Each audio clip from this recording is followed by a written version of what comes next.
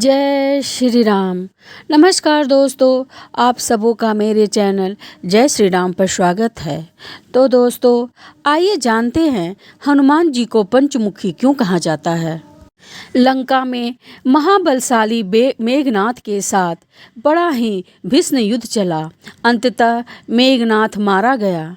रावण जो जब तक मद में चूर था, राम सेना खास तौर पर लक्ष्मण का पराक्रम सुनकर थोड़ा तनाव में आया। रावण को कुछ दुखी देखकर रावण की माँ कैकसी ने उसके पाताल में बसे दो भाइयों अहिरावण और महिरावण की याद दिलाई। रावण को याद आया कि यह दोनों तो उसके बचपन के मित्र रहे हैं। लंका का राजा बनने के बाद उसकी सुध ही नहीं ली थी। रावण यह भली प्रकार जानता था कि अहिरावण और महिरावण तंत्र मंत्र के महापंडित, जादू टोना के धनी और माँ कामाक्षी के परम भक्त हैं। रावण ने उन्हें बुला भेजा और कहा कि वह अपने छल बल कौशल से श्री राम व लक्ष्मण का सफाया कर दे। यह बात दूतों के जरिए विभीषण को पता चल गई। युद्ध में अहिरावण व महिरावण जैसे परम मायावी के शामिल होने से विभीषण चिंता में पड़ गया। विभीषण को लगा कि भगवान श्री राम और लक्ष्मण की सुरक्षा व्यवस्था और कड़ी करनी पड़ेगी। इसके लिए उन्हें सबसे बेहतर लगा कि इसका जिम्मा परमवीर हनुमान जी को सौंप दिया जाए। राम लक्ष्मण की कुटिया लंका में सुबेल पर्वत पर बनी हुई थी। हनुमान जी ने भगवान श्री राम की कुटिया के चारों ओर एक ऐसा सुरक्षा घेरा खींच दिया। कोई जादू टोना, तंत्र मंत्र, असर या मायावी राक्षस इसके भीतर नहीं घुस सकता था। अहिरावण और महिरावण श्री राम और लक्ष्मण को मारने उसकी कुटिया तक पहुँचे, पर यह सुरक्षा घेरे के आगे उनकी एक ना चली, असफल रहे। ऐसे में उन्होंने एक चाल चली। महिरावण विभीषण का रूप धर के कुटिया में घुस गया। राम व लक्ष्मण पत्थर की सपाट शिलाओं पर गहरी नींद में सो रहे थे। दोनों राक्षसों ने बिना आहट के शिला समेत दोनों भाइयों को उठा लिया और अपने निवास पाताल की ओर लेकर चल दिया। विभीषण लगातार सतर्क थे। उन्होंने कुछ देर में ही पता लगा लिया कि कोई अनहोनी घट चुकी है। विभीषण को महिरावण पर शक था। उन्हें राम लक्ष्मण की जान की चिंता सताने लगी। विभीषण ने हनुमान जी को महिरावण के बारे में बताते हुए कहा कि वो उसका पीछा करे। लंका में अपने रूप में घूमना राम भक्त हनुमान जी के लिए ठीक नहीं था, सो उन्होंने पक्षी का रूप धारण कर लिया और पक्षी के रूप में ही निकुंभला नगर पहुंच गए। निकुंभला नगरी में पक्षी रूप धरे हनुमान जी ने कबूतर और कबूतरी को आपस में बतियाते सुना। कबूतर कबूतरी से कह रहा था कि अब रावण की जीत पक्की है। अहिरावण व महिरावण राम लक्ष्मण को बलि चढ़ा देंगे, बस सारा युद्ध समाप्त। कबूतर की बातों से ही बजरंगबली को पता चला कि दोनों राक्षस राम और लक्ष्मण को सोते में ही उठाकर कामाक्षी देवी को बलि चढ़ाने का पाताल लोक में हनुमान जी को रसातल प्रवेश द्वार पर एक अद्भुत पहरेदार मिला। इसका आधा शरीर बानर का और आधा शरीर मछली का था। उसने हनुमान जी को पाताल में प्रवेश से रोक दिया। द्वारपाल हनुमान जी से बोला कि मुझको परास्त किए बिना तुम्हारा भीतर जाना असंभव है। दोनों में लड़ाई ठन गई। हनुमान जी की आशा के विपरीत वह बड़ा ही बलशाली और कुशल योद्धा निकला। दोनों ही बड़े बलशाली थे। दोनों में बहुत भयंकर युद्ध हुआ, परंतु वह बजरंगबली के आगे न टिक सका। आखिरकार हनुमान जी ने उसे हरा दिया, पर उस द्वारपाल की प्रशंसा करने से नहीं रह सके। हनुमान जी ने उस वीर से पूछा कि हे वीर, तुम अपना परिचय दो। तुम्हारा स्वरूप भी कुछ ऐसा है कि जिससे कौतूहल को हो रहा है। उस वीर ने उत्तर दिया, मैं हनुमान का पुत्र हूँ और एक मछली ने पैदा हुआ हूँ। मेरा नाम मकरध्वज है। हनुमान जी ने यह सुना तो आश्चर्य में पड़ गए। वह वीर की बात सुनने लगे। मकरध्वज ने कहा, लंका दहन के बाद हनुमान जी समुद्र में अपनी अग्नि शांत करने पहुँचे। उसके शरीर से पसीने के रूप में तेज गिरा। उस समय मेरी माँ ने आहार के लिए मुँह खोला था। वह तेज मेरी माँ ने अपने मुख में ले लिया और गर्भवती हो गई। उसी से मेरा जन्म हुआ है। हनुमान जी ने जब यह सुना तो मकरध्वज को बताया कि वह ही हनुमान हैं। मकरध्वज ने हनुमान जी के चरण स्पर्श किए और हनुमान जी ने भी अपने बेटे को गले से लगा लिया और वहां आने का पूरा कारण बताया। उन्होंने अपने पुत्र से कहा कि अपने पिता के स्वामी की रक्षा में सहायता करो। मकरध्वज ने हनुमान जी को बताया कि कुछ ही देर में राक्षस बलि के लिए आने वाले हैं। बेहतर होगा कि आप रूप बदलकर कामाक्षी के मंदिर में जाकर बैठ जाएं। उनको सारी पूजा झरोखे से करने को कहें। हनुमान जी ने पहले तो मधुमक्खी का भेष धरा और माँ कामाक्षी के मंदिर में घुस गए। हनुमान जी ने माँ कामाक्षी को नमस्कार कर सफलता की कामना की और फिर पूछा, हे माँ, क्या आप वास्तव में श्री राम और लक्ष्मण जी की बलि चाहती हैं? हनुमान जी के इस प्रश्न पर माँ कामाक्षी ने उत्तर दिया कि नहीं, मैं तो दुष्ट अहिरावण व महिरावण की बलि चाहती हूँ। यह दोनों मेरे भक्त तो हैं पर अधर्मी और अत्याचार भी हैं। आप अपने प्रयत्न करो, सफल करो।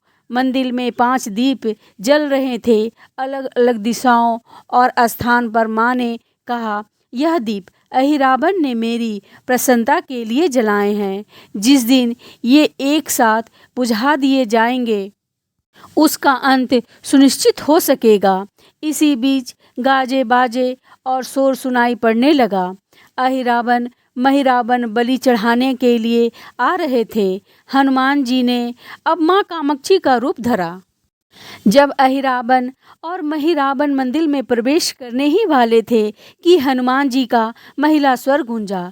हनुमान जी बोले, मैं कामाक्षी देवी हूँ और आज मेरी पूजा झरोखे से करो।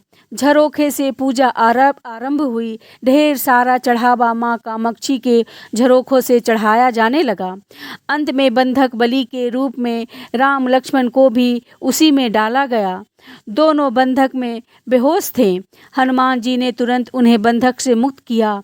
अब पाताल लोक से निकलने की बारी थी, पर उससे माँ पहले कामाक्षी के सामने अहिरावण और महिरावण की बलि देकर उनकी इच्छा पूरी करना और दोनों राक्षसों को उसके किए की सजा देने का शेष था। अब हनुमान जी ने मकरध्वज से कहा कि वह अचेत अवस्था में लेटे हुए भगवान राम और लक्ष्मण का खास ख्याल रखे और उनके साथ मिलकर दोनों राक्षसों के खिलाफ युद्ध छेड़ दिया। पर यह युद्ध आसान नहीं था। अहिरावण और महिरावण बड़ी मुश्किल से मरते तो फिर 5 के 5 रूप में जिंदा हो जाते। इस विकट स्थिति में मकरध्वज ने बताया कि अहिरावण की एक पत्नी नागकन्या है। रावण उसे जबरदस्ती हर लाया है। वह उसे पसंद नहीं करती पर मन मार के उसके साथ है। वह अहिरावण के राज जानती होगी। उससे उसकी मौत का उपाय पूछा जाए। आप उसके पास जाएं और सहायता मांगे। मकरध्वज ने राक्षसों को युद्ध को उलझाए रखा। उधर हनुमान अहिरावण की पत्नी के पास पहुँचे।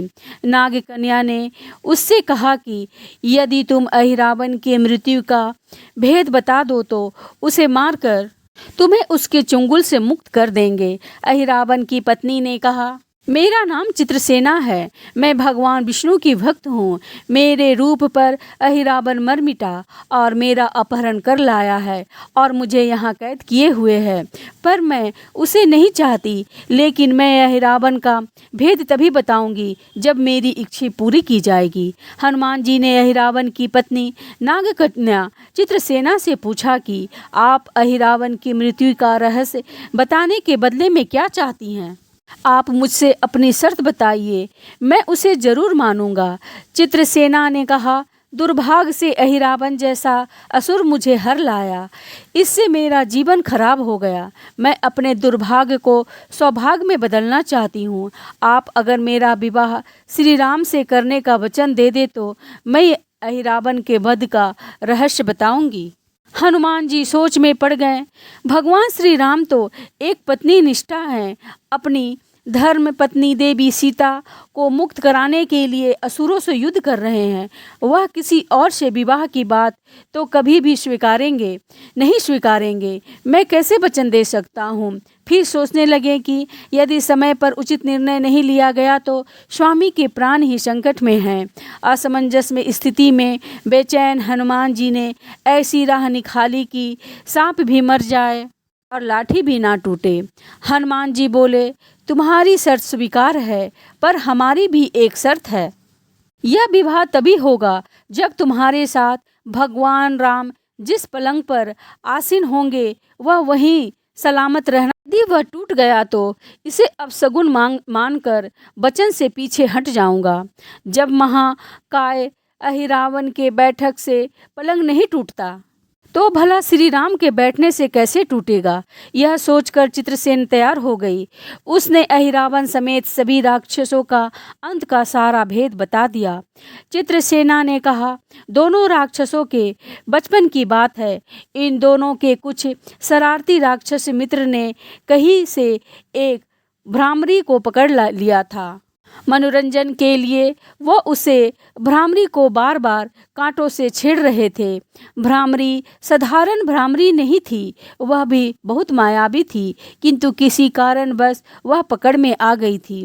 भ्रामरी की पीड़ा सुनकर अहिरावण और महिरावण को दया आ गई और अपने मित्रों से लड़कर उसे छुड़ा दिया। मायावी भ्रामरी का पति भी अपनी पत्नी की पीड़ा सुनकर आया था। अपनी पत्नी की मुक्ति से प्रसन्न होकर उस भौरे ने वचन दिया था कि तुम्हारे उपकार का बदला हम सभी भ्रमर जाति मिलकर चुकाएंगे। ये भौरे अधिकतर उनके शयन कक्ष के पास रहते हैं। ये सब बड़ी भारी संख्या में हैं। दोनों राक्षसों को जब भी मारने का प्रयास होता है और यह मरने को हो जाते हैं तब भ्रमर उसके मुख में एक बूंद अमृत का डाल देते हैं। उस अमृत के कारण ये दोनों राक्षस मरकर भी जिंदा हो जाते हैं। इनके कई कई रूप उसी अमृत के कारण हैं। उन्हें जितनी बार फिर से जीवित किया गया उसके उतने ही नए रूप बदल गए हैं। इसलिए आपको पहले इस भंवरे को मारना होगा। हनुमान जी रहस्य जानकर लौटे। मकरध्वज ने अहिरावण को युद्ध में उलझाए रखा था, तो हनुमान जी ने भंवरों का खात्मा शुरू किया। वो आखिरकार हनुमान जी के सामने कहाँ तक टिकते। जब सारे भंवरे खत्म हो गए और केवल एक बचा तो वह हनुमान जी के चरणों में लौट गया। उसने हनुमान जी से प्राण रक्षा की याचना की। हनुमान जी पसीज गए। उन्होंने उसे क्षमा करते हुए एक काम सौंपा। हनुमान जी बोले, मैं तुम्हें प्राण दान देता हूँ, पर इस शर्त पर कि तुम यहाँ से तुरंत चले जाओगे और अहिरावण की पत्नी के पलंग की पाटी में घुसकर जल्दी से जल्दी उसे पूरी तरह खोखला बना दोगे। भंवरा तत्काल चित्रसेन की पलंग की पाटी में घुस करके प्रस्थान कर गया। उधर अहिरावण और महिरावण को अपने चमत्कार के लुप्त होने से बहुत अचरज हुआ, पर उन्होंने मायावी युद्ध जारी रखा। भंवरों को हनुमान जी ने समाप्त कर दिया। फिर भी हनुमान जी और मकरध्वज के हाथों अहिरावण और महिरावण का अंत नहीं हो पाया था। यह देखकर हनुमान जी कुछ चिंतित हुए। फिर उन्हें कामाक्षी देवी का वचन याद आया। देवी ने बताया था कि अहिरावण की सिद्धि है कि जब पांचों दीपकों का एक साथ बुझेंगे तभी वो नए नए रूप धारण करने में असमर्थ होंगे और उनका वध हो सकेगा। तब हनुमान जी ने तत्काल पंचमुखी रूप धारण कर लिया। उत्तर दिशा में बराह मुख, दक्षिण दिशा में नरसिंह मुख, पश्चिम में गरुड़ मुख, आकाश की ओर है ग्रीव मुख एवं पूर्व दिशा में हनुमान मुख। इसके बाद हनुमान जी ने अपने पांचों मुख द्वारा एक साथ पांचों दीपक बुझा दिया। अब उनके बार बार पैदा होने और लंबे समय तक जिंदा रहने की सारी आशंकाएं समाप्त हो गई थी। हनुमान जी और मकरध्वज के हाथों शीघ्र ही दोनों राक्षस मारे गए। इसके बाद उन्होंने श्री राम और लक्ष्मण जी को मूर्छित दूर करने के उपाय किए। दोनों भाई होश में आ गए। चित्रसेना भी वहां आ गई। हनुमान जी ने कहा, प्रभु अब आप अहिरावण और महिरावण के छल बंधन से मुक्त हो गए हैं, पर इसके लिए हमें इस नाग कन्या की सहायता लेनी पड़ी। अहिरावण इसे बलपूर्वक उठा लाया है। वह आपसे विवाह करना चाहती थी। कृपया इससे विवाह कर अपना साथ ले चले, इससे उसे भी मुक्ति मिलेगी। श्री राम हनुमान जी की बात सुनकर चकराए। इससे पहले कि वह कुछ कह पाते, हनुमान जी ने कह दिया, भगवान आप तो मुक्तिदाता हैं। अहिरावण को मारने का भेद इसी ने बताया है। इसके बिना हम उसे मारकर आपको बचाने में सफल नहीं हो पाते। कृपा निधान इसे मुक्ति मिलनी चाहिए, परंतु आप चिंता ना करें। हम सबका जीवन बचाने वाले के प्रति बस इतना कीजिए कि आप बस इस पलंग पर बैठिए, बाकी का काम मैं संपन्न करवा दूंगा। हनुमान जी इतनी तेजी से सारे कार्य करते जा रहे थे कि इससे श्री राम जी और श्री लक्ष्मण जी दोनों चिंता में पड़ गए। वह कोई कदम उठाते कि तब तक हनुमान जी ने भगवान श्री राम की बाह पकड़ ली। हनुमान जी ने भावावेश में प्रभु श्री राम जी की बाह पकड़कर चित्रसेन के उस सजे सजाए विशाल पलंग पर बैठा दिया। श्री राम कुछ समझ पाते कि तभी पलंग की खोखली पाटी चरमरा कर टूट गई। पलंग धराशायी हो गया।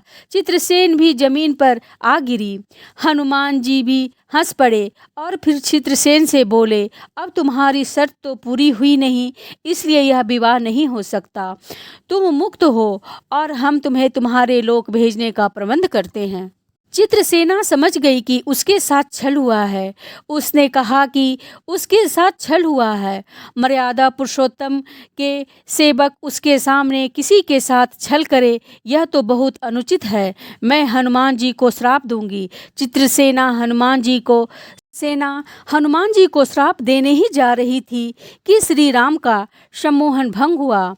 वह इस पूरे नाटक को समझ गए।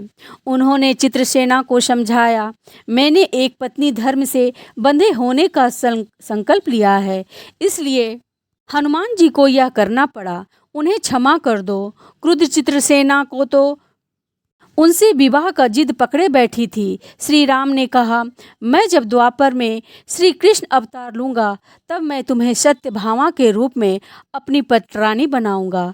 इससे वह मान गई। हनुमान जी ने चित्रसेना को उसके पिता के पास पहुंचा दिया। चित्रसेना को प्रभु ने अगले जन्म में पत्नी बनाने का वरदान दिया था। भगवान विष्णु की पत्नी बनने की चाह में उन्होंने स्वयं को अग्नि में भस्म कर लिया। श्री राम और लक्ष्मण मकरध्वज और हनुमान जी सहित वापस लंका में सुबेल पर्वत पर लौट आए। जय पंचमुखी हनुमान।